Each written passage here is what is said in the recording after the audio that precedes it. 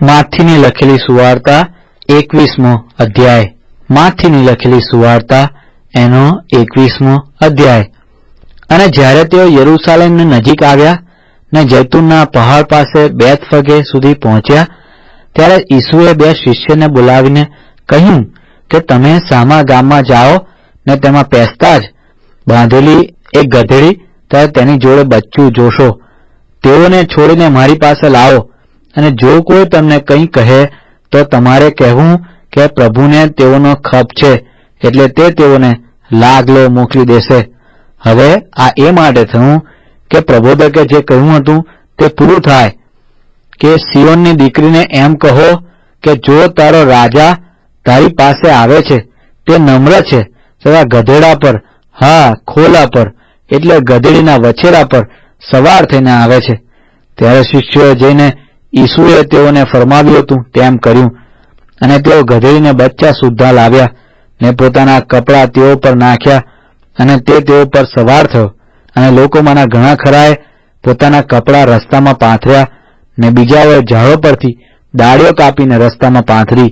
અને આગળ ચાલનાર તથા પાછળ આવનાર લોકોએ પોકાર્યું કે દાઉદના દીકરાને હોસાના, પ્રભુને નામે જે આવે છે તે આશીર્વાદિત છે, પરમ ઊંચામાં હોસાના.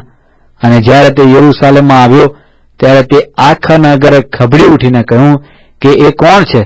ત્યારે લોકોએ કહ્યું કે ઈસુ પ્રબોધક, જે ગાલિલના નાઝરેતનો, તે એ છે. પછી ઈસુ દેવના મંદિરમાં ગયો, ને મંદિરમાં જેઓ વેચતા તથા ખરીદતા હતા તે સર્વને તેણે કાઢી મૂક્યા, અને નાણાવટીઓના બાજટ તથા કબૂતર વેચનારાઓના આસનો તેણે ઊંધા વાળ્યા. અને તેણે તેઓને કહ્યું કે મારું ઘર પ્રાર્થનાનું ઘર કહેવાશે એમ લખેલું છે, પણ તમે તેને લૂંટારાઓનું કોતર કર્યું છે. અને આંધળા તથા લંગડા તેની પાસે મંદિરમાં આવ્યા, ને તેણે તેઓને સાજા કર્યા. પણ જે ચમત્કારો તેણે કર્યા ને જે છોકરા મંદિરમાં મોટે ગાંઠે દાઉદના દીકરાને હોસાના કહેતા હતા, તેઓને જ્યારે મુખ્ય યાજકોએ તથા શાસ્ત્રીઓ જોયા ત્યારે તેઓ બહુ ગુસ્સે થયા.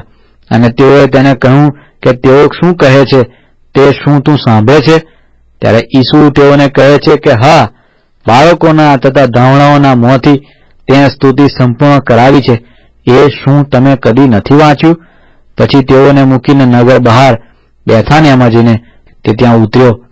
હવે સવારે નગરમાં પાછો આવતા તે ભૂખ્યો થયો, અને રસ્તાની કિનારીએ એક અંજીરને જોઈને તે તેની પાસે ગયો, પણ તેના પર એકલા પાંદડા વગર બીજું કંઈ ન મળવાથી તેણે તેને કહ્યું કે હવેથી તારા પર કદી ફળ ન લાગો. અને એકદમ તે અંજીરી સુકાઈ ગઈ. અને જોઈને શિષ્યો અચરજ થઈને બોલ્યા કે અંજીરી કેવી રીતે એકદમ સુકાઈ ગઈ? ત્યારે ઈસુએ તેમને ઉત્તર આપ્યો કે હું તમને ખચિત કહું છું, જો તમને વિશ્વાસ હોય ને તમે સંદેહ ન લાવો તો આ અંજીરીને જે થયું તે તમે કરશો. એટલું જ નહીં, પણ જો તમે આ પહાડને કહેશો કે તું ઊંચકાઈને સમુદ્રમાં નંખા તો તેમ જ થશે. અને જે કંઈ તમે વિશ્વાસ રાખીને પ્રાર્થનામાં માગશો તે સઘળું તમે પામશો. પછી મંદિરમાં આવીને તે બોધ કરતો હતો, એટલામાં મુખ્ય યાજકોએ તથા લોકોના વડીલોએ તેની પાસે આવીને કહ્યું કે તું કયા અધિકારથી એ કામો કરે છે, અને એ અધિકાર તને કોણે આપ્યો?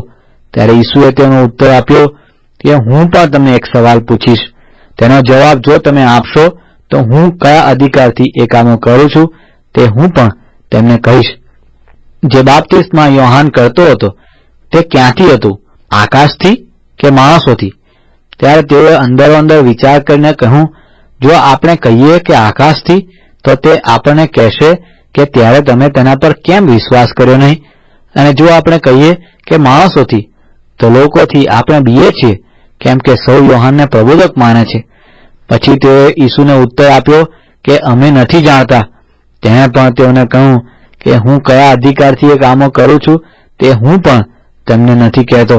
પણ તમે શું ધારો છો?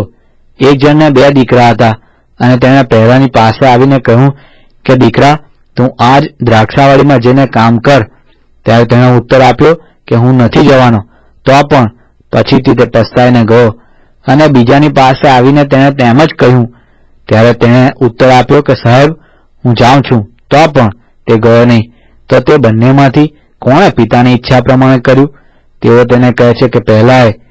ઈસુ તેઓને કહે છે કે હું તમને ખચિત કહું છું કે દાણીઓ તથા કસબણો તમારી અગાઉ દેવના રાજ્યમાં જાય છે. કેમ કે યોહાન ન્યાયને માર્ગે તમારી પાસે આવ્યો તો પણ તમે તેના પર વિશ્વાસ નહીં કર્યો, પણ દાણીઓએ તથા કસબણોએ તેના પર વિશ્વાસ કર્યો, અને એ જોયા પછી પણ તમે પસ્તાવો કર્યો નહીં કે તમે તેના પર વિશ્વાસ કરો. એક બીજું દ્રષ્ટાંત સાંભળો. એક ઘર માલિક હતો જેણે દ્રાક્ષાવાળી રોપી ને તેની આસપાસ વાડ કરી ને તેમાં દ્રાક્ષ કુંડો ખોદ્યો ને બુરજ બનાવ્યો ને ખેડૂતોને તે ઇજારે આપી ને પરદેશ ગયો. અને ફળની ઋતુ પાસે આવી ત્યારે તેણે ફળ લેવા સારું પોતાના ચાકરોને તે ખેડૂતોની પાસે મોકલ્યા. ત્યારે ખેડૂતોએ તેના ચાકરોને પકડીને એકને માર્યો ને બીજાને મારી નાખ્યો ને ત્રીજાને પથ્થરે માર્યો. વળી તેણે પહેલા કરતા બીજા વધારે ચાકરોને મોકલ્યા, પણ તેઓએ તેઓને તેમ જ કર્યું. પણ પાછળથી તેણે પોતાના દીકરાને તેઓની પાસે મોકલીને કહ્યું કે તેઓ મારા દીકરાની અદબ રાખશે. પણ ખેડૂતોએ દીકરાને જોઈને અંદરો અંદર કહ્યું કે એ તો વારસ છે, ચાલો આપણે એને મારી નાખીએ ને તેનો વારસો લઈ લઈએ. ત્યારે તેઓએ તેને પકડ્યો ને દ્રાક્ષાવાડીમાંથી બહાર કાઢીને તેને મારી નાખ્યો. એ માટે જ્યારે દ્રાક્ષાવાડીનો માલિક આવશે ત્યારે એ ખેડૂતોને તે શું કરશે?